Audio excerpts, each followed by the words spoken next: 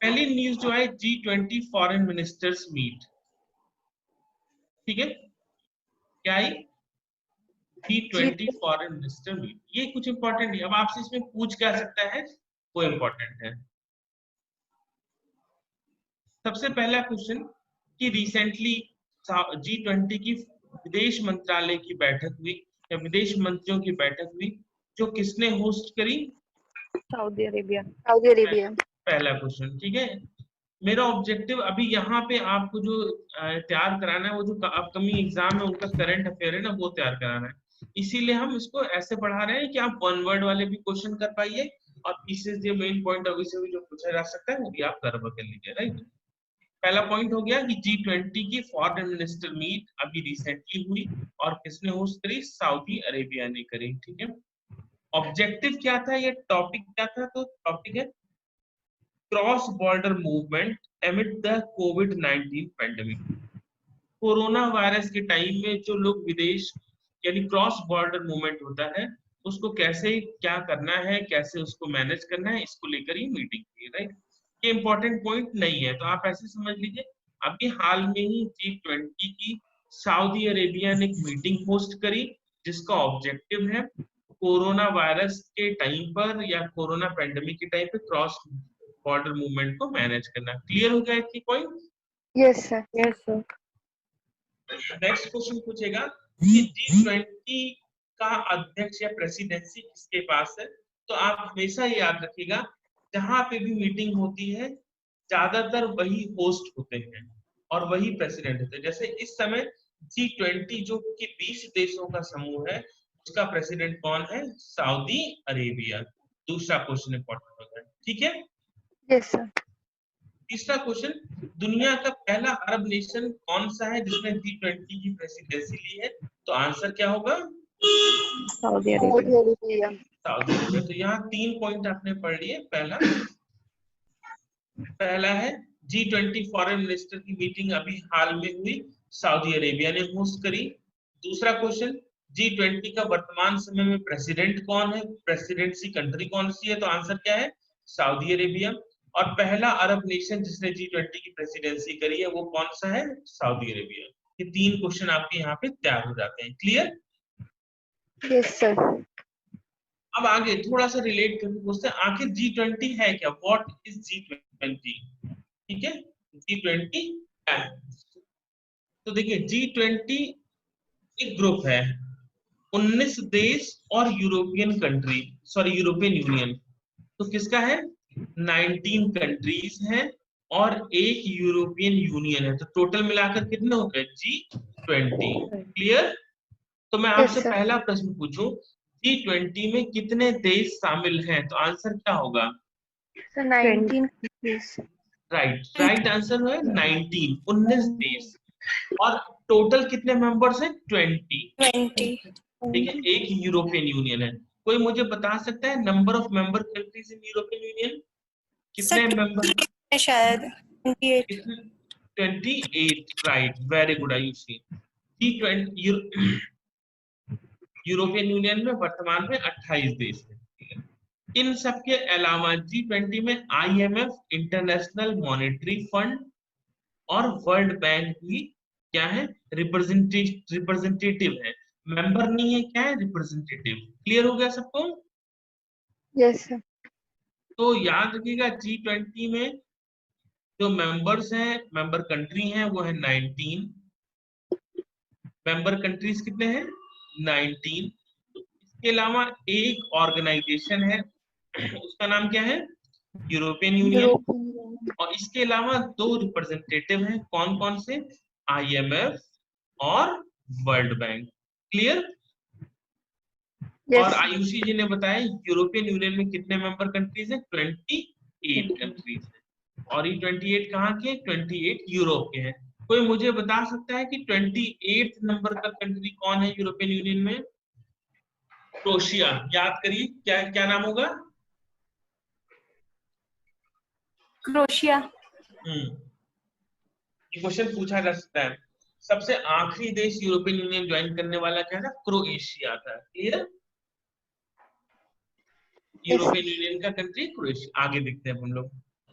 तो ये कंटेक्स्ट बहुत इंपॉर्टेंट नहीं है, बट अगर आपको मेंस पॉइंट ऑफ व्यू से लिखना हो कि जैसे यूपीके में पूछते ना G20 के बारे में बताइए, तो आपको ये पॉइंट लिखना पड़ेगा। तो देख लीजिए इसको, बस बहुत इंपॉर्टेंट नहीं, रटने की जरूरत नहीं है।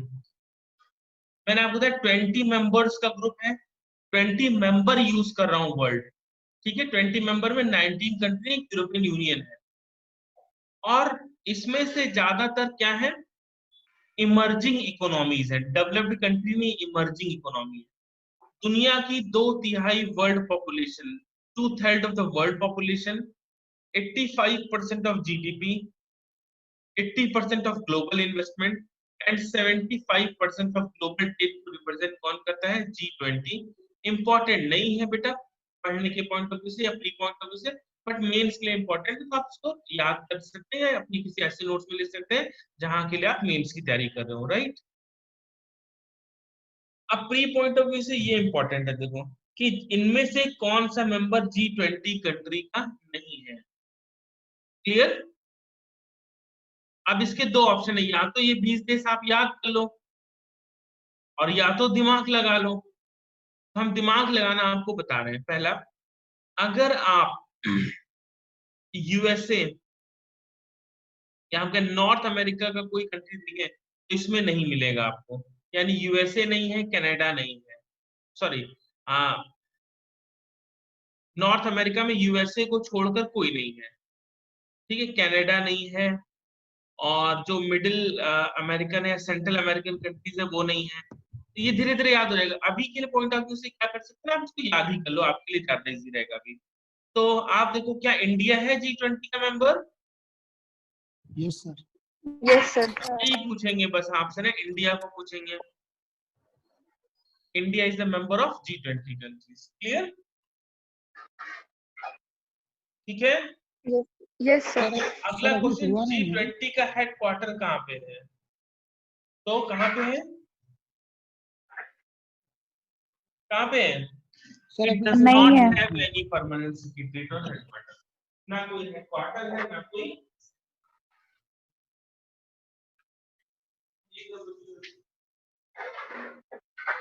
ठीक है, आगे बढ़े। Yes sir. Yes. अब देखो यूरोपियन यूनियन का देख लेते हैं। अभी हमने पढ़ा ना EU, तो यूरोपियन यूनियन कितने देशों का ग्रुप है? 28 कंट्री। 28। यूरोपियन यूनियन की खास बात यह है बच्चों कि ये एक जैसी करेंसी यूज करते हैं, इनके सोशल और इकोनॉमिक लॉस लगभग एक जैसे हैं। आपको याद होगा क्लास में मैंने आपको एक टॉपिक पढ़ाया था, इंटीग्रेशन ऑफ इकोनॉमीज, याद है? Yes sir. Yes, sir. Integration of economy में हम लोग ने कॉमन मार्केट के बारे में पढ़ा था। ऐसे ग्रुप ऑफ इकोनॉमी जिनकी मार्केट एक जैसी हो, जिसमें एक जैसी करेंसी यूज होती हो, इनको हम क्या नाम दे रहे हैं, कॉमन मार्केट। तो यूरोपियन यूनियन एक ऐसा ही एग्जाम्पल है जो कितने देशों का समूह है, 28। क्लियर हो गया। इसकी Yes. ऑफिशियल करेंसी क्या है, Euro. यूरो। याद रखिएगा, the official currency is euro, ठीक है। यूरोपियन यूनियन, हर देश की अपनी करेंसी भी है, लेकिन एक ऐसी करेंसी जो हर जगह चलती है इन यूरोपियन यूनियन में, उसको बोलते हैं यूरो। 28 में से कितने देशों में यूरो चलता है?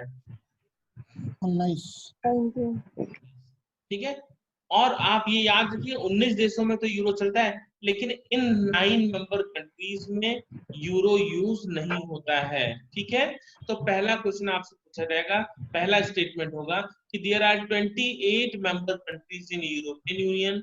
Number 2, the official currency is euro which is used by all states. तो ये स्टेटमेंट क्या हुआ, Wrong हो गया. रॉन्ग हो गया। 19 देश तो यूज करते हैं लेकिन 9 यूज नहीं करते हैं, ठीक है। अब इन 9 में जो आपसे पूछा जा सकता है कि या इनमें से कौन कौन से देश यूरो यूज करते हैं, तो आप याद कर लीजिएगा कौन कौन से करते हैं, ये याद कर लीजिए कौन कौन से नहीं करते हैं। तो कुछ अच्छे देश है, Sweden, UK do not use euro. Clear. इन्हीं को सेंट्रल एग्जाम में पूछा जा सकता है प्री पॉइंट ऑफ व्यू से। Yes, sir. आखिर यूरोपियन यूनियन का निर्माण हुआ कब या कैसे हुआ?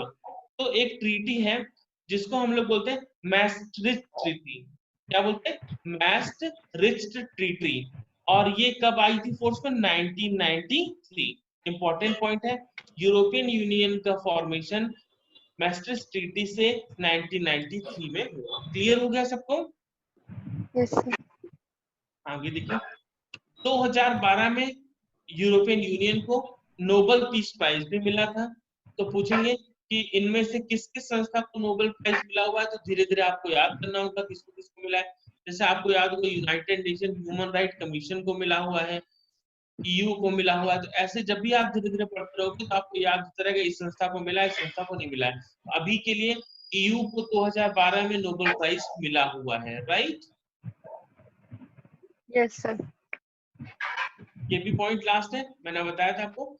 28 मेंबर या लास्ट मेंबर कौन सा है? क्रोएशिया। क्रोएशिया। क्रोएशिया। और कब बना था ये मेंबर? 2013 में।